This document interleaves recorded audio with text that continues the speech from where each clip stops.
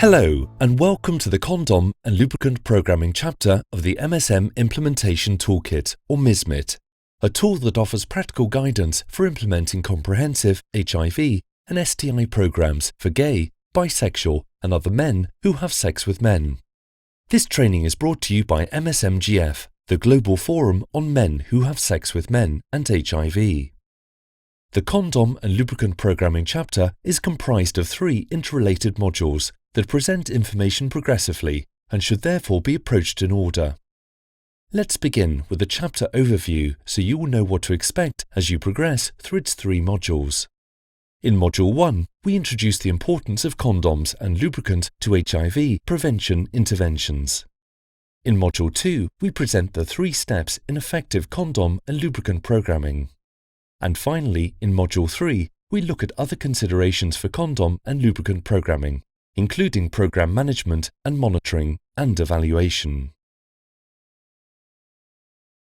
At the outset, we would like to note that in the interest of keeping the language of this tool clear and concise, the term gay, bisexual, and other men who have sex with men is often replaced with the shorthand men who have sex with men and/or MSM.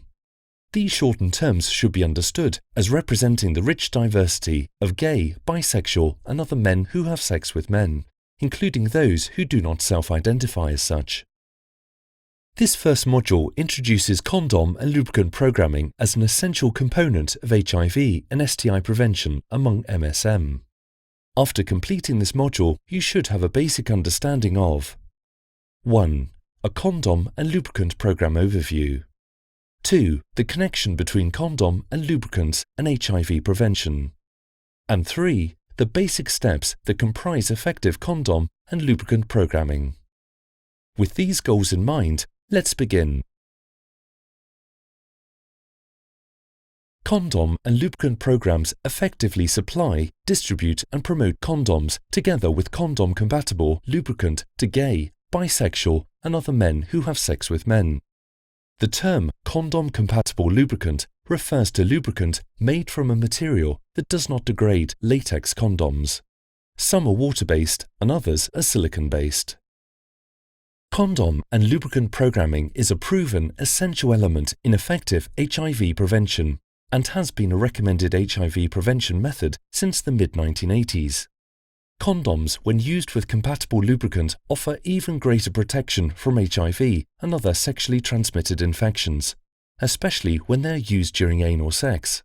Apart from HIV, some examples of other sexually transmitted infections that can be prevented with their help include chlamydia, hepatitis B, syphilis, and gonorrhea. Female condoms are also used by men who have sex with men to provide protection during receptive anal intercourse. The World Health Organization's 2014 Consolidated Guidelines on HIV Prevention, Diagnosis, Treatment and Care for Key Populations recommend correct and consistent use of condoms with compatible lubricants to prevent HIV and other STIs. The guidelines also emphasize the right of key populations, including people living with HIV, to full, pleasurable sex lives. Having access to a range of options for protection, including condoms and lubricants, helps make this possible. Given new advances in HIV prevention and treatment, including pre-exposure and post-exposure prophylaxis, men who have sex with men have more options for protecting themselves and their partners from HIV transmission than they did before. Despite this fact, for many people, condoms and lubricant remain the most convenient, cost-effective, and comfortable choice for protection. Condom and lubricant programming therefore remains fundamental to any package of HIV and STI prevention, treatment, and care services for MSM. In this toolkit, you will notice the word condom is always followed with the words and lubricant. This is for an important reason. While many people are familiar with the promotion of condoms as an effective HIV prevention strategy, lubricant is often considered to be optional, something that is more associated with pleasure and comfort than safety. And while it is true that lubricant can certainly make sex more enjoyable and fulfilling, it plays a very important safety function as well. Here's why. Lubricants improve the effectiveness of condoms in penetrative sex, especially anal sex. This is of special relevance to gay, bisexual and other men who have sex with men who regularly engage in penetrative anal sex. The reason why lubricant works so well during anal sex is because neither the anus nor the rectum has secretion glands and therefore do not produce lubricant on their own.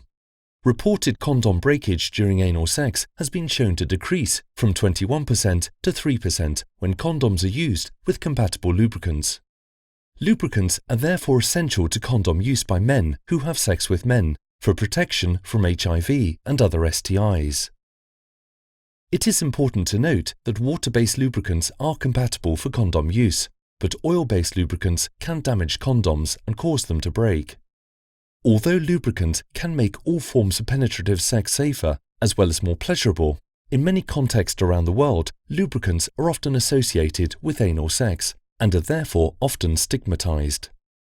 Program implementers should be aware of this and ensure advocacy to change social attitudes as a part of their HIV and STI prevention efforts in contexts where stigma is enacted. Take a moment to check your understanding. True or false? Lubricant reduces condom breakage during anal sex. The answer is true. Reported condom breakage during anal sex has been shown to decrease from 21% to 3% when condoms are used with compatible lubricants. Achieving global prevention goals will require bringing condom and lubricant programming to scale and enhancing the effectiveness and cost efficiency of condom and lubricant promotion. Despite their important role in ensuring protection against HIV and STI infection, recent trends indicate that condom use among MSM has leveled off and in some countries has even declined.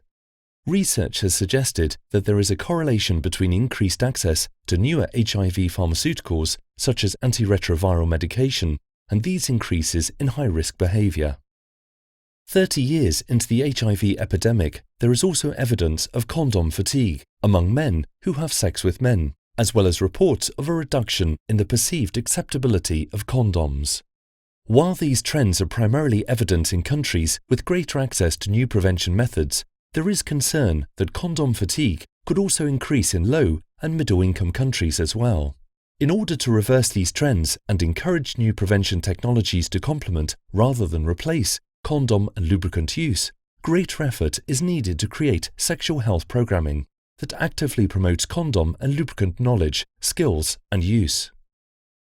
Now that we have established the importance of condoms and lubricant to HIV and STI prevention among MSM, let us turn now to the steps that compromise effective condom and lubricant programming. They are 2. 1. Establish accessible condom and lubricant supplies for MSM. 2. Promote condoms and lubricants on multiple levels. And 3. Create an enabling environment for condom and lubricant programming. This includes increasing awareness among MSM of the indispensability of lubricants to effective condom use.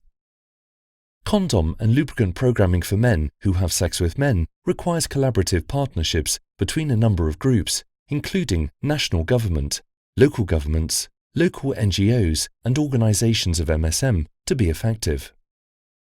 As with all approaches to programming mentioned in this tool, through each stage of program planning, the meaningful involvement and leadership of the community is essential. This is particularly important in identifying which brands and types of condoms and lubricants to procure in order to meet the needs and preferences of specific communities and populations. Partnerships with the private sector through social marketing initiatives and direct engagement with local business owners can increase options for condom and lubricant procurement, distribution and marketing, and broaden access for men who have sex with men.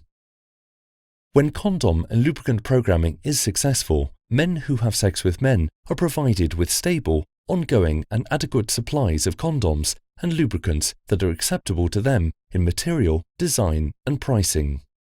Yet ensuring access to condoms and lubricants alone is not sufficient to maximize opportunities for comprehensive sexual health promotion. Condoms and lubricants should be distributed along with medically accurate and relevant information about their correct use and effectiveness in preventing HIV and other STIs. Comprehensive condom and lubricant programs that address individual and structural barriers to condom and lubricant use and that respond to the overall sexual health needs of MSM may have a stronger and more sustainable impact on improving community health in general. Programs must also create an enabling environment for condom and lubricant access by addressing the social and legal structures that serve as barriers to their use. These include criminalization of same-sex behavior or expression and extra-legal punitive practices such as public shaming and social exclusion, which cause MSM to fear carrying condoms and lubricant.